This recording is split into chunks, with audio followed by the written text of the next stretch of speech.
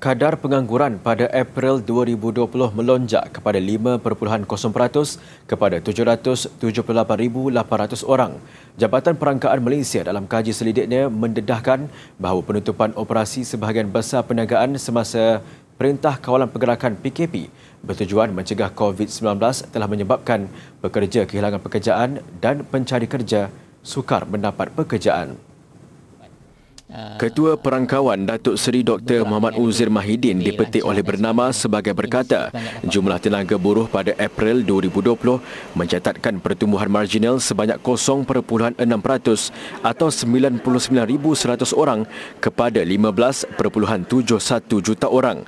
Sekaligus, ia juga adalah pertumbuhan terendah sejak September 2014. Manakala dari segi bulan ke bulan, jumlah tenaga buruh merosot 0.8% atau 130,700 orang berbanding Mac 2020.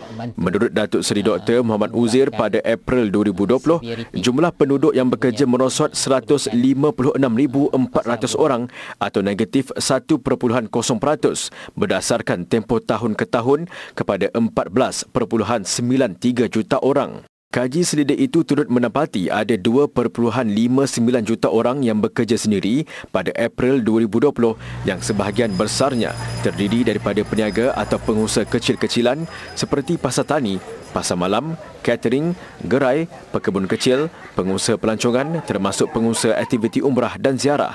Kumpulan pekerja ini terdedah kepada risiko kehilangan pekerjaan dan pendapatan berikutan PKP. Daripada kaji selidik itu, PKP didapati telah memberi impak kepada 4.87 juta penduduk bekerja yang tidak bekerja pada April 2020. Bagaimanapun, kumpulan ini tidak dikategorikan sebagai penganggur kerana mereka akan dan telah kembali semula bekerja. Oleh itu, kadar penyertaan tenaga buruh KPTB pada April 2020 merosot 0.5% kepada 68.1% berikutan aliran keluar tenaga buruh untuk keluar dari tenaga buruh. KPTB lelaki dan wanita masing-masing turun 0.4% dan 0.5% kepada 80.3% dan 55.1% berbanding Mac 2020. Menurut Datuk Seri Dr. Muhammad Uzir, secara keseluruhan, semua sektor ekonomi terjejas semasa fasa 2 dan 3 PKP pada April 2020, terutamanya perkhidmatan tidak penting. Katanya pasaran buruh Malaysia pada Mei 2020 dijangka akan terus terjejas berikutan PKP bersyarat bermula 5 Mei 2020 kerana perniagaan masih belum beroperasi sepenuhnya.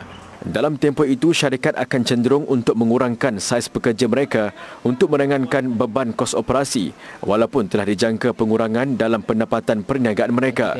Menurut Datuk Seri Dr. Muhammad Uzir, pelaksanaan PKP pemulihan bermula pada 10 Jun 2020 dan pengaktifan semula perniagaan untuk lebih banyak sektor dan perjalanan antara negeri dibenarkan dijangka akan memacu perniagaan dan mendorong peningkatan pasaran kerja terutamanya dalam industri berkaitan pelancongan.